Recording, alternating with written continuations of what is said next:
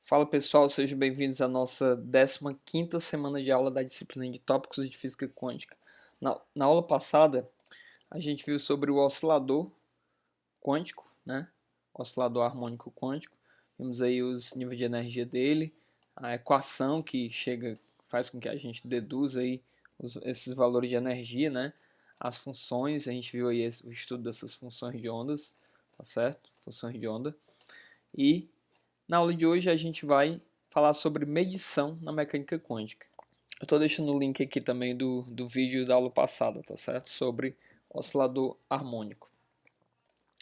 Nas sessões que se passaram, a gente conseguiu descobrir as funções de onda associadas a essas partículas, as suas energias, né? Para cada um dessas funções de energia potencial U de x, né? A gente viu a função de onda de um elétron, de uma partícula dentro de um poço de potencial infinito, um poço de potencial finito, uma barreira de potencial e por último o oscilador harmônico, né? E a gente também interpretou essa função de onda em termos da sua distribuição de probabilidade, que é o psi de xt ao quadrado. A gente viu essas funções dos estados estacionários, né? A gente não viu essas funções. Quando a gente estudou os estados estacionários, né? Os psi de x, na verdade, né? E o psi de xt aí entra aquela exponencialzinha no tempo, né? E agora nessa sessão, para encerrar esse capítulo 40, a gente vai ver quais são as consequências de medir, de fazer uma medição na mecânica quântica. E a gente vai ver que é bem diferente de fazer uma medição em uma partícula newtoniana, tá certo? Então, primeiramente a gente vai tentar medir aqui o momento linear de uma partícula dentro de uma caixa unidimensional, né? Por isso que ele tem entre aspas, né? Partícula em uma caixa, que na verdade é uma partícula confinada em uma direção entre os comprimentos 0 e L, né? X igual a 0 e x igual a L. É semelhante ao poço de potencial infinito que a gente viu lá em cima, né? Lá atrás.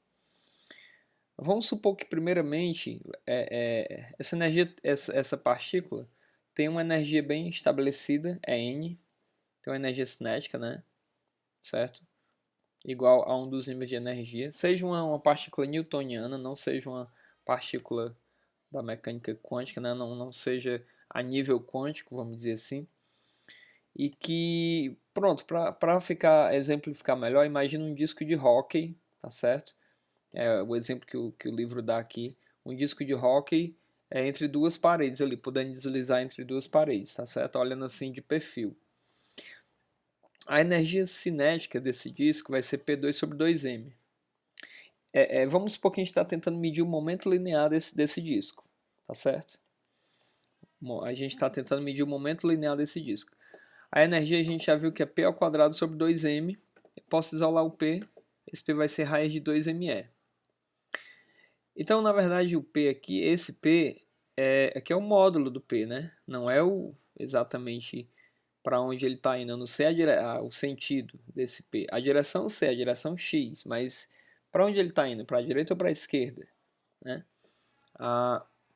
A gente sabe que o módulo do momento linear desse disco é raiz de 2me, mas a gente não sabe se esse módulo é positivo ou negativo.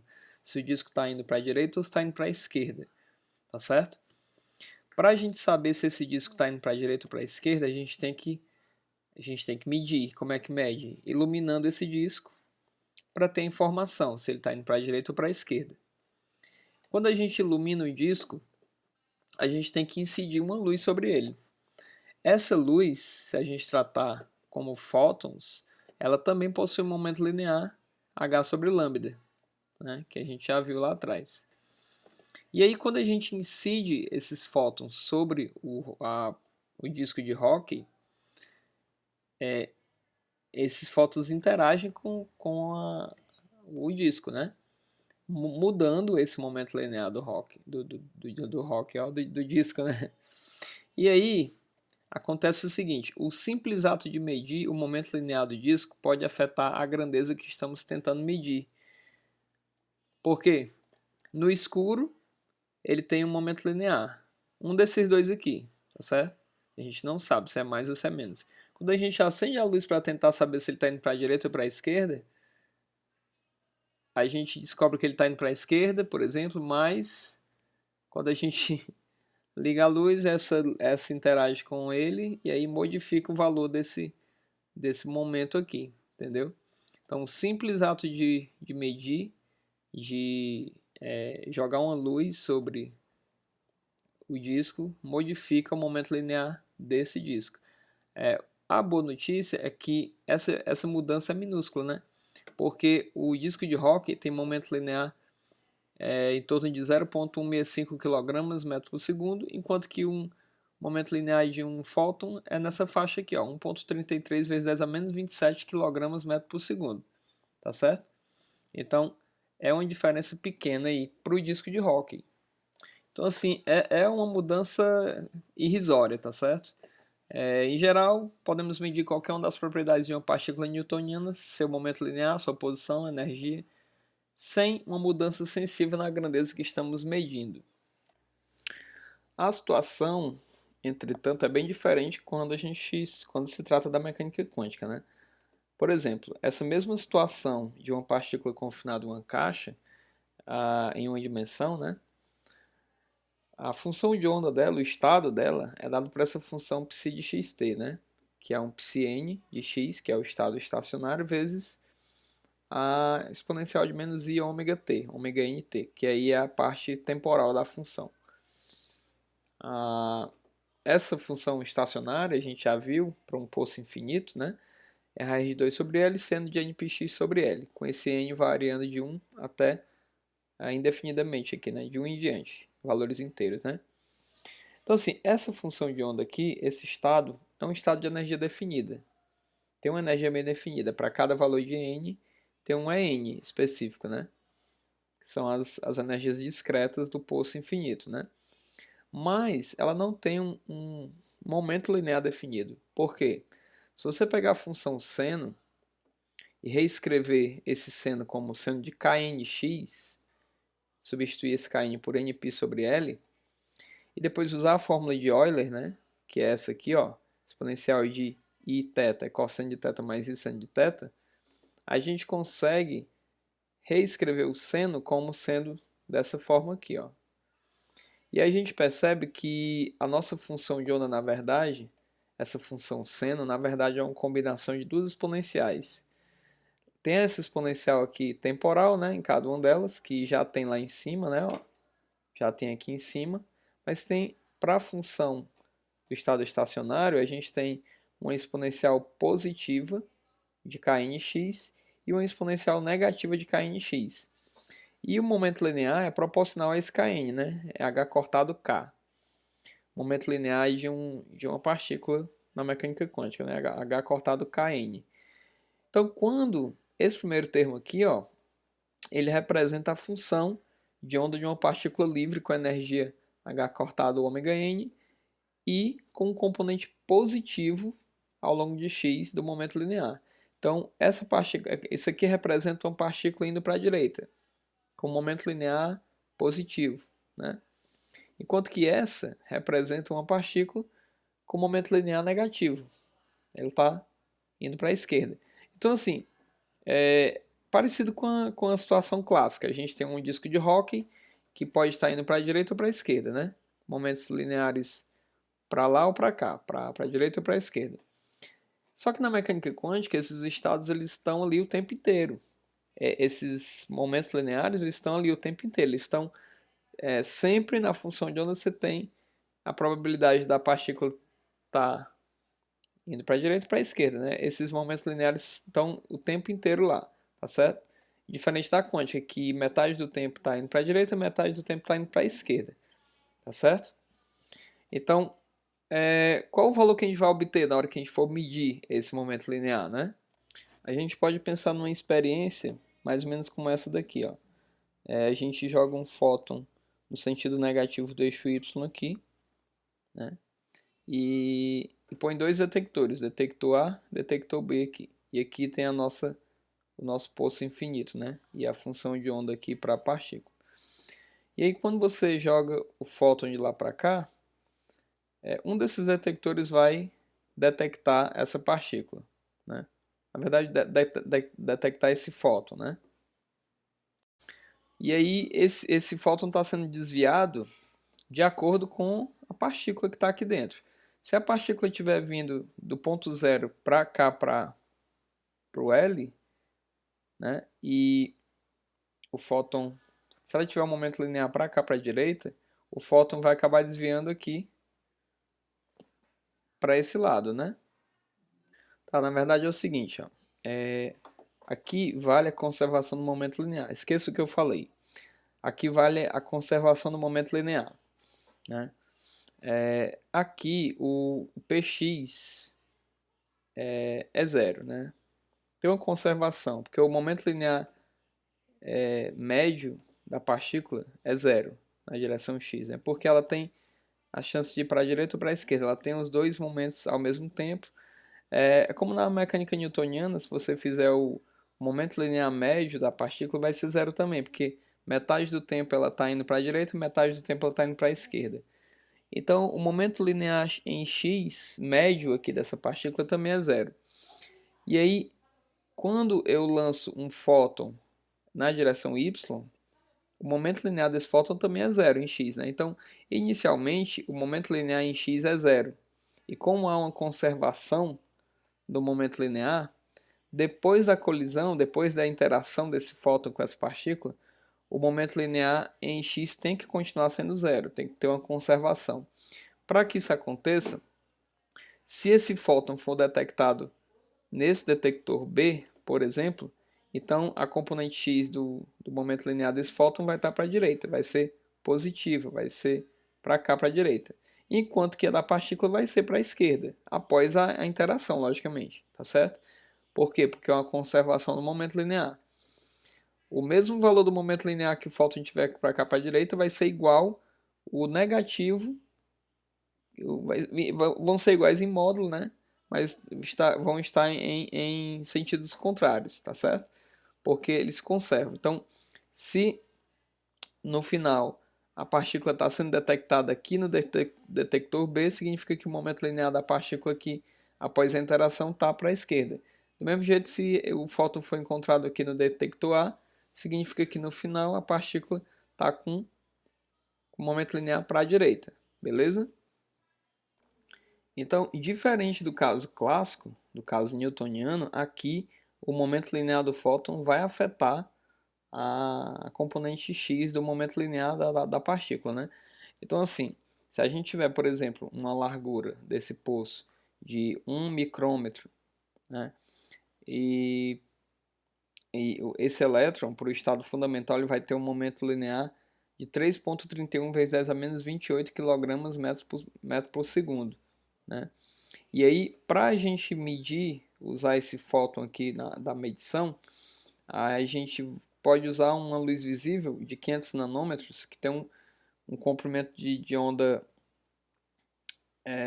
na verdade, não, na verdade esse 500 nanômetros aqui, ele está comparando esse momento linear do elétron, do estado fundamental, e dizendo que esse momento aqui é apenas um quarto do momento linear dessa luz aqui, de um fóton com 500 nanômetros de comprimento de onda, né?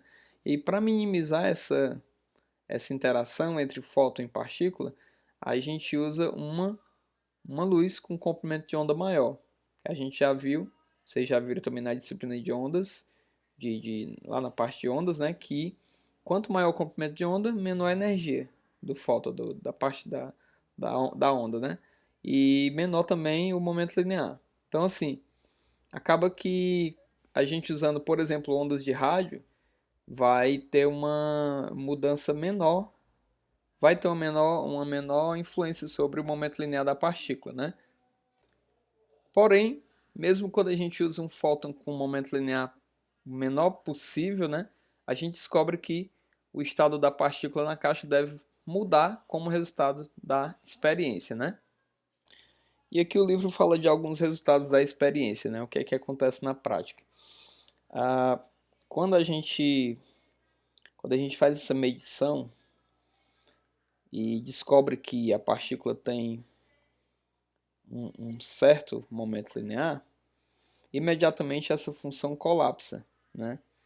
Então, por exemplo, se a gente descobrir que o momento linear dela tá para a direita, imediatamente o termo que vai para a esquerda some da equação, fica só o termo da direita, né? Então ela sofre um colapso. Aqui, ó, se eu descobrir que, por exemplo, a minha partícula está indo para a esquerda, por exemplo, né? Eu fiz a medição e percebi que ela está com momento linear negativo, na verdade, né? Então, imediatamente, esse termo some.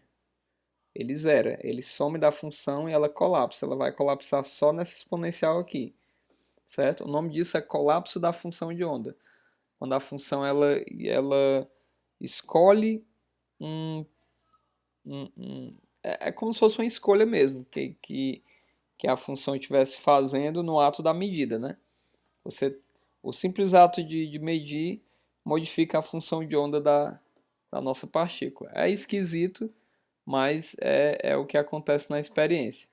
Para testar isso, você pode de novo jogar um segundo fóton e você vai perceber que esse segundo fóton ele se comporta como se essa partícula estivesse realmente para a esquerda aqui,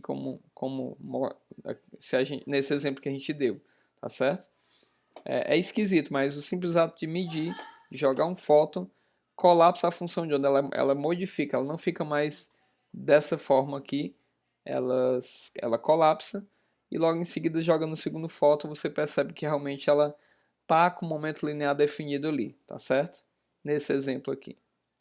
Ó, se a medição mostra que a partícula possui um valor negativo de Px, a função de onda sofre um colapso na direção oposta, muda para uma função com somente o termo exponencial de menos ikx, né?